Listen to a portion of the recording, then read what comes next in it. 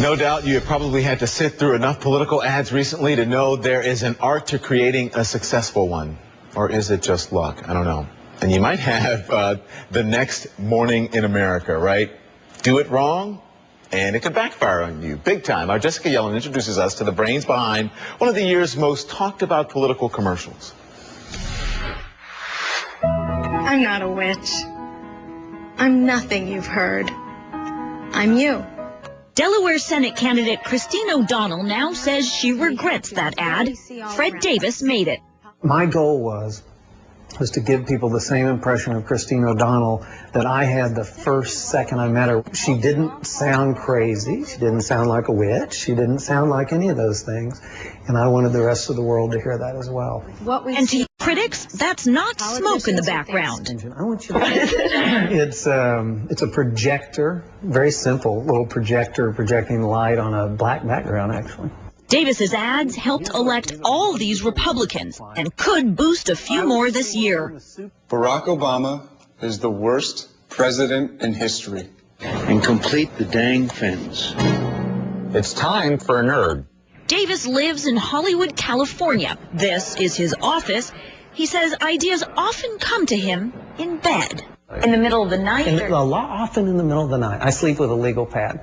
Every night, very exciting. The nerd ad helped unknown Rick Snyder win his primary for Michigan governor, and it came from a first impression.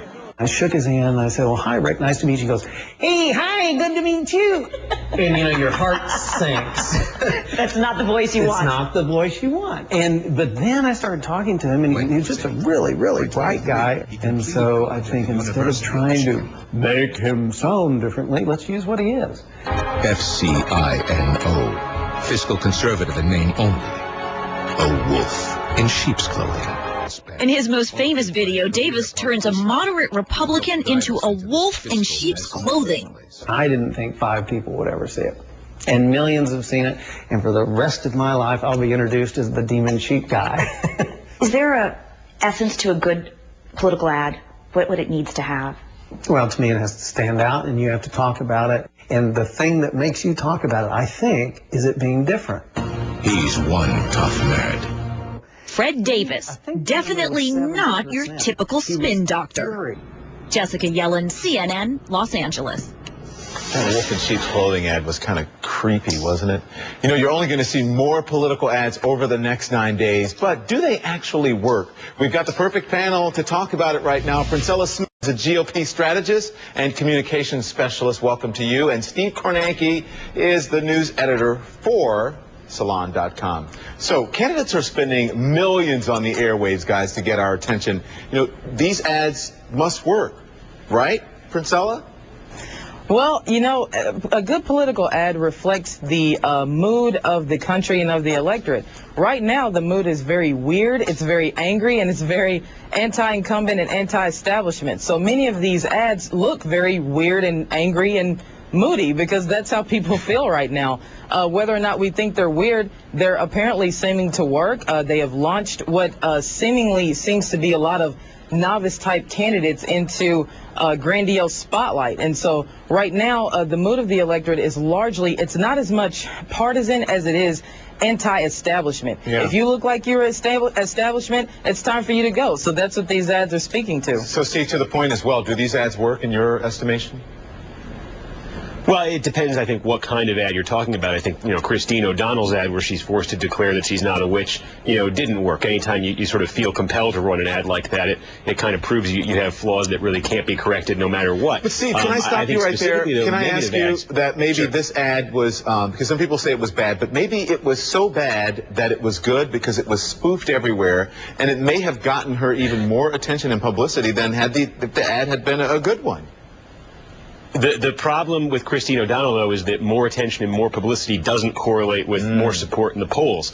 She's now down about 20 points, and that race is pretty much hopeless. It's a lost cause. And you look at that from the Republican standpoint. Delaware, at the start of this year, when it was assumed that Mike Castle would be the Senate candidate there, was supposed to be an automatic pickup for the Republicans this year. But because Christine O'Donnell has so much attention focused on her, she's become a liability, and she's sort of disrupted this sort of Republican plan to capitalize on the All right, Princella and Steve, listen, changing gears right now. Often they're criticizing like Democrats for being weak-willed. I know that now Ed Rendell is saying, I think he's calling them wussies or something.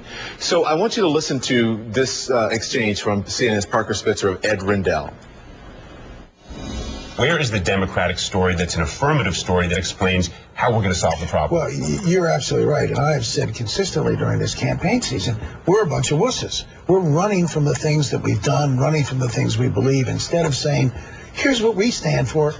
If we're going to lose, let's go down fighting for the things we believe in. So, Princella, is Ed Rendell right? I mean, do the Dems need to do what Sharon Ingalls said, as she would put it, man up? I think, with all due respect to Mr. Rendell, he has it absolutely wrong, because he thinks that this fight is still partisan and ideological. This is not an ideological fight. This is a philosophical fight. And I think that's where the Democrats have it wrong. In 2008, they viewed it as a mandate for the Democratic policies, and it wasn't. 2008 was a call for real change, and that's what the Democrats have seemingly forgotten. Let me give you 3 quick examples of races that people aren't talking about very much, but it's going to prove my point. In Wisconsin, you have Mr. Johnson there, who's getting ready to beat long-term Democrat incumbent Russ Feingold in a very blue state. In Louisiana, you have Joseph Gall, a Republican, poised to win a 75% Obama district that's 64% African-American and Democrat. Again, he runs on a platform of what he's done for the district. And was the only one to initially support the health care plan, the only Republican. Yeah, he did, but he voted against it the second time, but that's not even, it's been a moot point now. He's running on what he's done for people. People want results. Let me give you the 3rd example.